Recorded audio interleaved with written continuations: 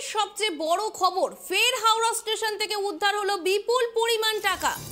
আজ সকালে হাওড়া স্টেশনের ওল্ড কমপ্লেক্সের 9 নম্বর প্ল্যাটফর্মের শেষ প্রান্তে এক ব্যক্তিকে সন্দেহজনকভাবে ঘোরাফেরা করতে দেখা যায়। সেই সময় কর্তব্যরত আরপিএফ জওয়ানরা তাকে হাতে নাতে ধরে তার ব্যাগ তল্লাশি চালালে সেখান থেকে 35,20,000 টাকা উদ্ধার হয়। রেলযাত্রী রাজকুমার বিন্দ নামে 39 বছর বয়স্ক ওই ব্যক্তি বিকানির হাওড়া সুপারফাস্ট এক্সপ্রেস থেকে চেপে হাওড়া এসেছিলেন। তার বাড়ি উত্তরপ্রদেশের মির্জাপুরে। আরপিএফ জওয়ানরা তাকে টাকার উৎস নিয়ে জিজ্ঞাসাবাদ করলে তিনি কোনো রকম ভাবে সদুত্তর দিতে পারেননি। এমনকি ওই টাকার সাপেক্ষে কোনো প্রমাণপত্র না দেখতে পারায় আরপিএফ সমস্ত টাকা বাজেয়াপ্ত করে। আরপিএফ এর পক্ষ থেকে খবর দেওয়া হয় কলকাতার ইনকাম ট্যাক্স অফিসে। সেখানকার আধিকারিকরা এলে তাদের হাতে টাকা তুলে দেওয়া হয়। ওই ব্যক্তিকে আটক করে জিজ্ঞাসাবাদ করা হচ্ছে। সামনেই পঞ্চায়েত ভোট, আর এই পঞ্চায়েত ভোটের মধ্যেই একের পর এক টাকা উদ্ধার। এর আগেও কিন্তু হাওড়া স্টেশন থেকে প্রচুর টাকা উদ্ধার করেছে আরপিএফ জওয়ানরা। ঠিক আজ সকালে আবার আরপিএফ জওয়ানরা কর্তব্যরত আরপিএফ জওয়ানরা হাতে নাতে ধরে 35,20,000 টাকা উদ্ধার করে এক ব্যক্তির কাছ থেকে। সেই ব্যক্তি কিন্তু এখনো পর্যন্ত কোনো রকম সদুত্তর দিতে পারেনি জওয়ানদের যে কোথা থেকে সেই টাকা এলো তার কাছে।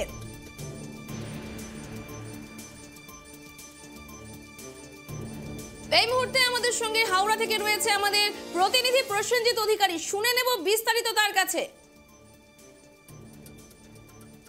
প্রসেনজিৎ, আমার কথা তুমি শুনতে পারছো? এই মুহূর্তে রয়েছে প্রসেনজিৎ অধিকারী। পাপিয়া, যেটা জানা যাচ্ছে যে ফের হাওড়া স্টেশন থেকে বিপুল সংখ্যকের পরিমাণে টাকা উদ্ধারকে কেন্দ্র করে ব্যাপক চাঞ্চল্য ছড়ায়। ঘটনাস্থল হচ্ছে হাওড়া 9 নম্বর প্ল্যাটফর্ম এবং সেখান থেকে এক ব্যক্তিকে সন্দেহভাজন হতেই তাকে ঘিরে ফেলে এবং আরপিএফ জওয়ানরা, এবং সেই 35,20,000 টাকা নগদ নিয়ে এই রাজকুমার নামে এই ব্যক্তি চম্পট দিচ্ছিল।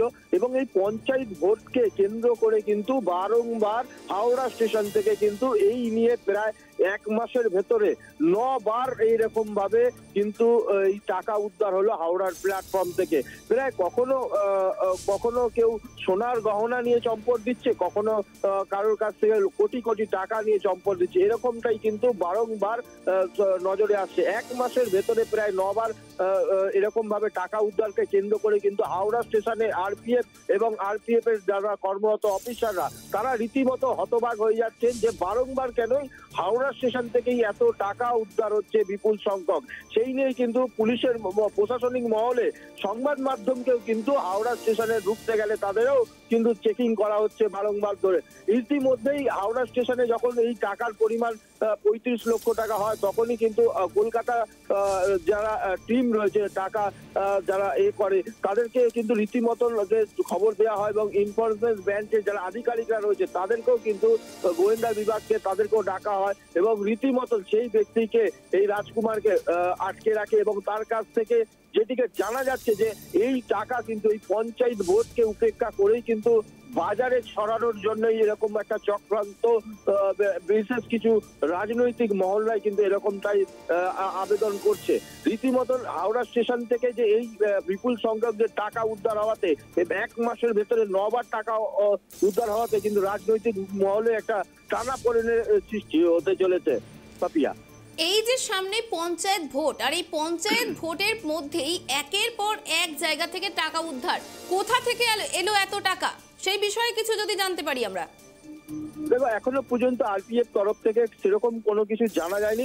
তবে রীতিমতো আরপিএফরা তদন্তের উপর ভর করে সেই ব্যক্তিকে জিজ্ঞাসাবাদ করছে এবং এই যে 9 বার টাকা উদ্ধার করেছে 9 জনকে কিন্তু রীতিমতন জিজ্ঞাসাবাদ করছে এবং তাদের কাছে দফায় দফায় গোয়েন্দা বিভাগরা যারা রয়েছেন, রেলের আধিকারিকরা রয়েছেন, তারাও কিন্তু দফায় দফায় জিজ্ঞাসাবাদ করা হচ্ছে যে তাতে করে যদি কোনো একটা ক্লু কিংবা কোনো ব্যক্তির যদি নাম উঠে আসে বা ভিন রাজ্যে যারা টাকা পাচার করছে এরকমটাই সূত্র মারফত যেভাবে জানা যাচ্ছে, তাতে করে বলা যেতে পারে যে পঞ্চায়েত ভোটের আগেই কিন্তু বাজার গরম করার জন্য বেশ কিছু রাজনৈতিক দল মাঠে নেমে পড়েছে। পাপিয়া, অনেক অনেক ধন্যবাদ। আমরা শুনে নিলাম আমাদের প্রতিনিধি প্রসেনজিতের কাছে এই ব্যাপারে বিস্তারিত।